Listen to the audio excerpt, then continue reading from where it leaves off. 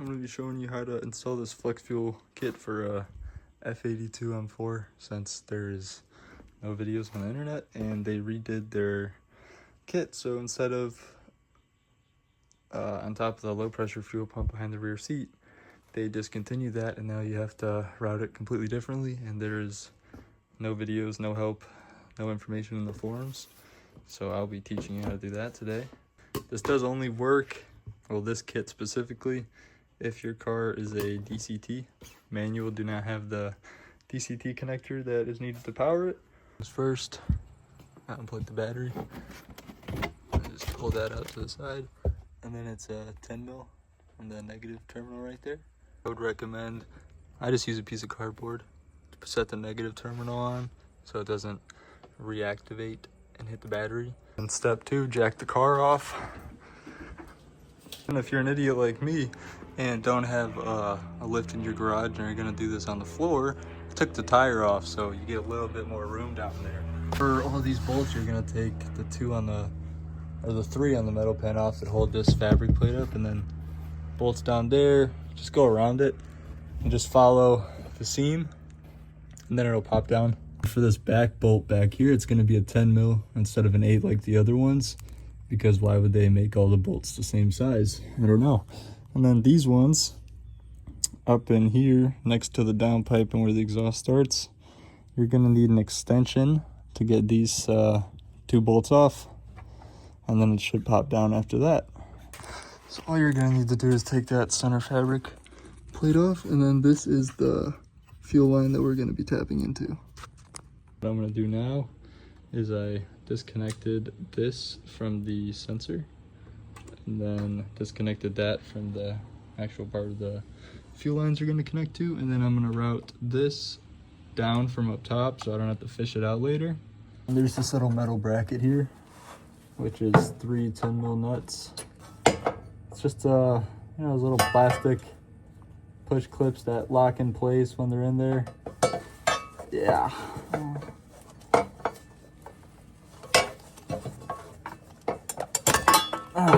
Okay. I seriously don't understand this fucking bullshit. You know what they could have done? They could have had one of those clips where you press a button and it opens up.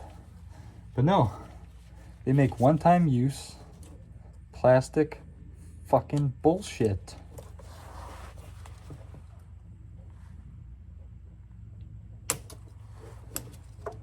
Yeah, we'll see how you like that, huh? You gonna come out now? Oh, wow, look at that. Only took a razor blade. Oh, okay. Pushing this little black clip upwards, and then it releases it, and you pull it out. Except, if your name's Aiden, nothing you do ever fucking works. Oh, I just love it here. I just don't fucking understand. How can one simple fucking thing set me back this far?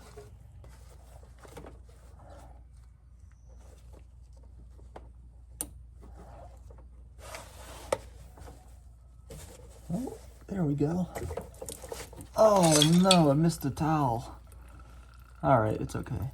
Alrighty, now for the next part, you're gonna install it with the sensor facing up. So it'll look like this.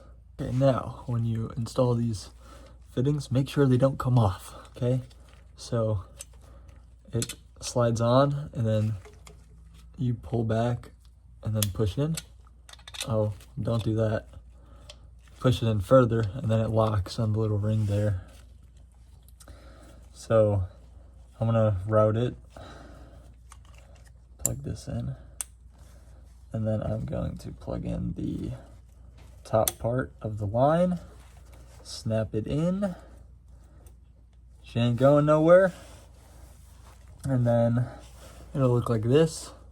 I'll show you a close-up whenever I put this other line on, and then we go like, I don't think it really matters. We go like this, get this fitting on.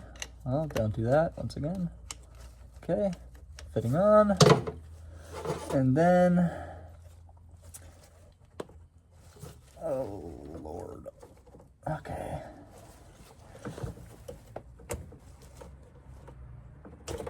All right. Okay. Just make sure you give them a real snazzy touch here, so you make sure they're not going to fall out when it pressurizes. Now, you know what? I suppose I could have probably done a better job at this. Maybe.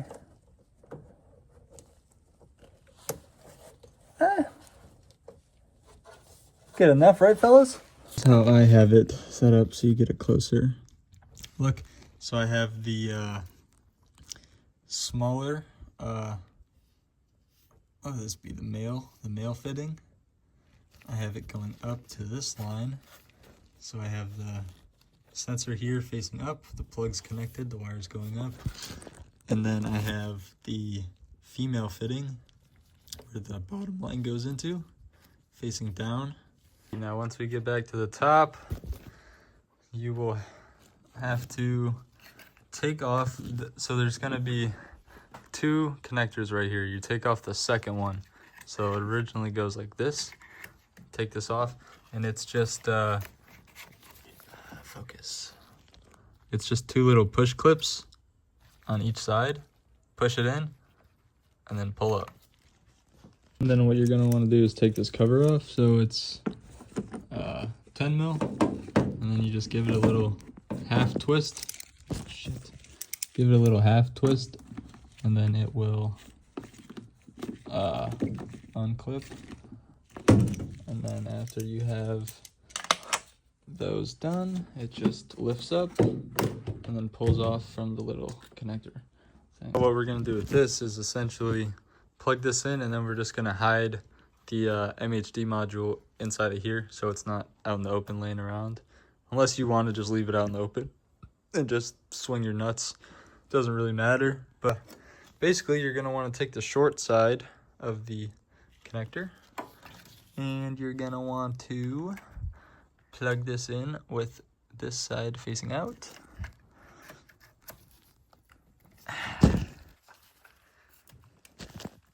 Make sure it snaps in there. And then you're going to take this and plug it into this end. And then once you get this connector right here, it kind of just sits there. I'm sure you could take off the plastic strip behind here and have it connect in here and pull the original connector out, and then route this through the little plastic piece right there that opens up for the carbon brace. But I personally don't really give two fucks and will not be doing that. So, and then once you get those wires through here, you'll just re-plug them in. Alrighty, so for the ground, there's a connector back here. It's a 10mm bolt. I just used a ratchet wrench to loosen that, and then the rest will come off by hand. And then all you're gonna do is put the, where's it at? You're just gonna throw this on top of it, and then tighten the bolt down, and you'll be good to go. Now what I would recommend doing is, do not take that bolt off, because you don't have to. You could just loosen it, and then the new ground clamp can just slide right underneath the bolt. I took it off like a dumbass and then almost dropped it down there, and that would not have been fun. So yeah, I would just loosen it. Literally, you could loosen it 3 or 4 turns, and then just slide that clamp, the ground clamp on, and then tighten it up, and that should be good. The only thing you have to do now is plug the battery back in, make sure that the sensor is reading correctly. Negative terminal is back on, power works, thank the Lord. Now you can see that the flex fuel sensor is in fact working. Just kick it into accessory mode real quick.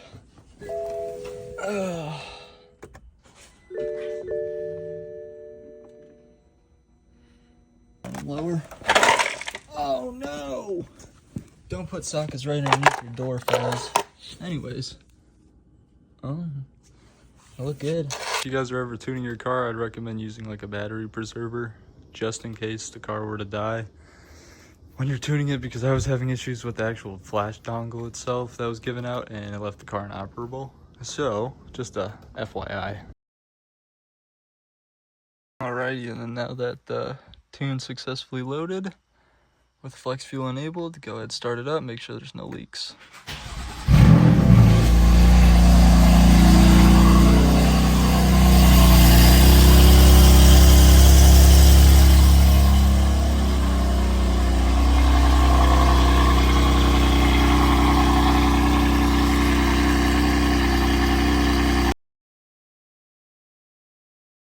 You guys can see it's dark out now.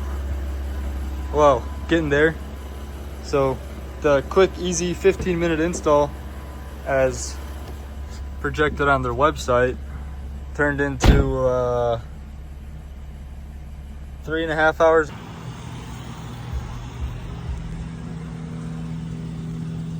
$250. Focus. See.